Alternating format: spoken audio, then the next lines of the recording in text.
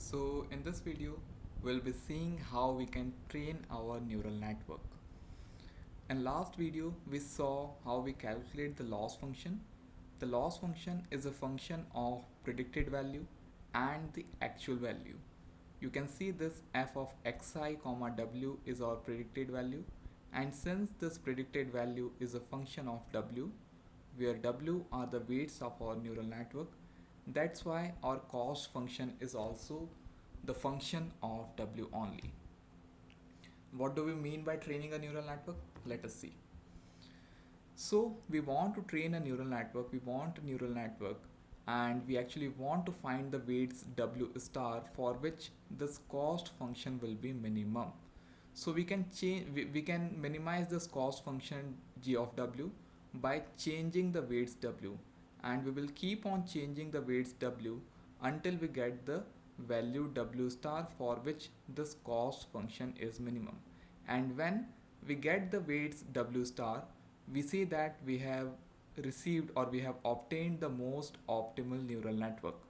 So we want to train our neural network to achieve this weights w star for which the cost function is minimum. This is the meaning of training of a neural network, that is to minimize jw by changing the weights w continuously. In mathematical notation, we write it as w star is equals to argmin g of w.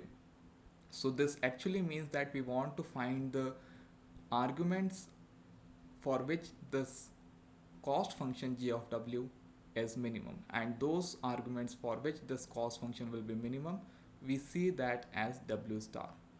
Remember, w is nothing else but it is the set of the weights of our neural network, that is w1, w2, comma, comma, comma.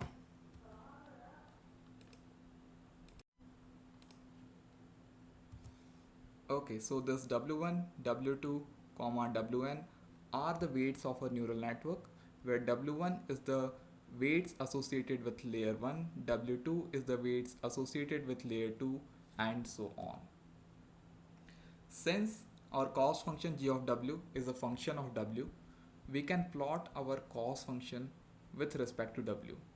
For the purpose of representation, for the purpose of simplicity, I have just plotted a 2D graph over here, but in general this graph will be much more complicated, and since this w that we are having over here is a very high dimensional, and since w is very high dimensional, this plot will actually be lying in a very high dimensional space. But for the purpose of illustration, I am just showing this in a two-dimensional plot. Okay, so our cost function is function of w.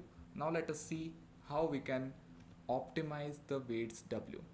Initially, we'll start with some random weights over here, and then we will be calculating the gradient at this point.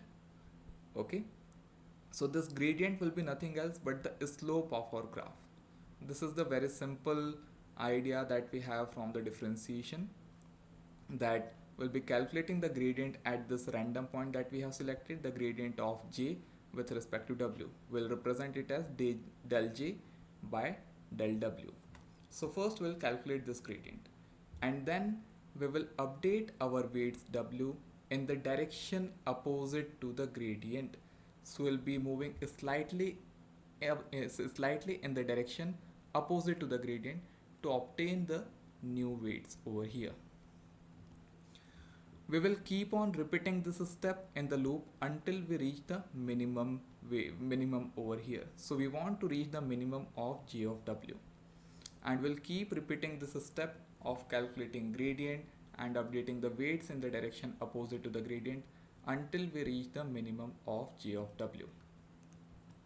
This whole algorithm is called as the gradient descent, because what we are doing is that first we are calculating the gradient and we are descending in the direction opposite to the gradient. That's why this algorithm is called as the gradient descent. So these are the steps of our gradient descent algorithm. First, we initialize with some random weights. Then we perform the step number 3 and step number 4 in loop. In step number 3, we first calculate the gradient of our cost function with respect to w, and then we update our weights in the direction opposite to the direction of gradient. Here this value is called as the alpha, which is the learning rate. So you can see by changing this weight alpha or changing this value alpha, that is learning rate, we can decide to what extent we want to update our weights over here. If alpha is very large, then the update in W will be very large. If alpha is small, then the update in W will be very small. And we need to keep check on the value of alpha. If alpha is very large, then we may overshoot our minima that we want to reach. On the other hand, if alpha is very small, then again we'll be in a problem because we'll be updating our weights W very slowly, and hence it will take a lot of iterations to reach the minimum. Now let us see what if we want to update our weight W2. To update our weight W2, we need to calculate the derivative of our cost function with respect to this weight W2. Okay, we want to understand how changing the W2 will affect our cost function. So we do simply have to calculate this del J by del W2. How we can do that?